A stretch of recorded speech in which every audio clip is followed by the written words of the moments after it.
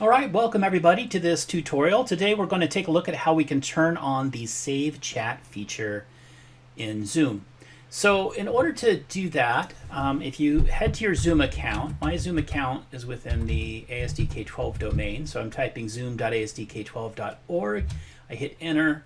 I am already logged in the background so I can click sign in button here in order to get at my settings. And that's what we're after. You can click join to join a current meeting if you've got the link or the ID and password or passcode as they're calling it these days, or you could host a meeting. What we're interested in is getting to settings. And so I'm going to click sign in.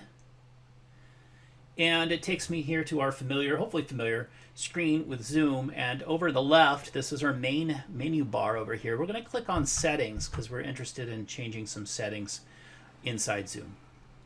So once you click settings, you're going to get the sub menu that's going to pop up. There it is. So right here, security, schedule meeting, in meeting basic, in meeting advanced, email notification, other. Basically, these are little sub menu that scroll automatically down. You can manually scroll all the way down. And you can kind of see how that works. Or you could jump. This is a little jump menu. And so we're going to jump to in-meeting basic. So you click settings in the main menu, in-meeting basic, and you can see it takes us right here to in-meeting basic. Okay. So what we're looking for is we want to make sure that our chat is set so that it's on. Okay. So that's probably true for most people. If you've got your chat on, you certainly could turn it off, but we want it on for our sessions. We want participants to be able to use chat. And perhaps breakout rooms in order to engage with each other and process all of that wonderful information. I like to uncheck the box. If you check the box, you prevent participants from saving the chat. I do not believe this allows you from saving the chat as the host. So you can choose to click this or not. The advantage of leaving this unchecked is that participants in meetings and sessions, if they want to save the chat, they can save. If a lot of people shared wonderful ideas in the chat, this saves it as a simple text file on their computer, and then they can get at that information. So it's kind of handy. Now I'm in an ASD domain, and my domain IT folks have decided that by default this one is locked and stays locked. So people in my Zoom meetings cannot send a one-on-one private message to another participant. They can send one to everybody that's visible to everybody, or they can send one directly to me as a host. So I can't change that, but that's what that setting is. Now you can also turn on auto-saving chats. Okay, that's this feature here, and if it's in the blue, that toggle switch, if the little circle's over on the right, means it's on. So you can click this one on or off. If you click it on, that means that all in-meeting chats will be saved automatically once the meeting starts. So when you end the meeting, it'll automatically do that for you, so you don't have to remember to do that. Now, if you've already created a meeting while it's off, okay, and then you come on and turn this on, it is not going to actually work for any of the saved meetings that you already have. So if we go back up and we look at my meetings, I made all of these meetings in here before I switched auto save chat on.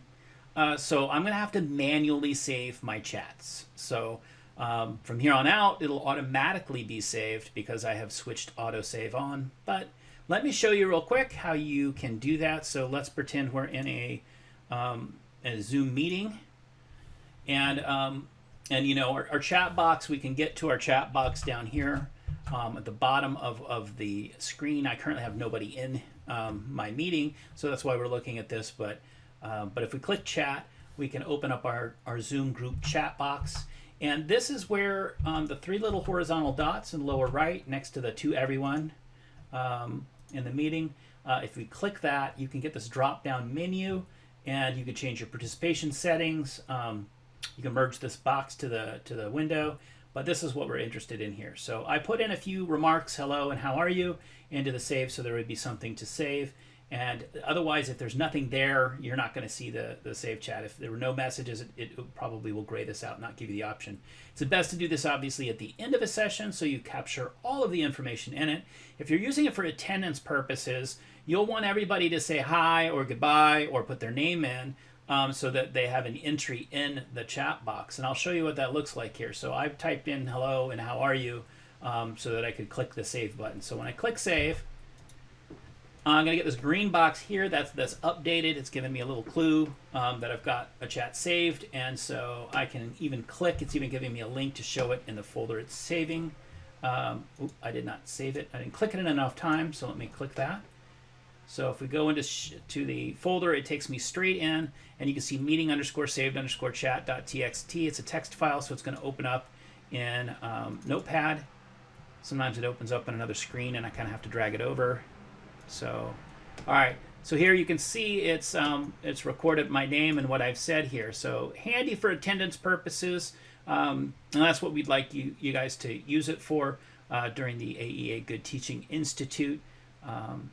Thanks for joining me. Hopefully this was helpful. Reach out if you've got any questions. And happy presenting.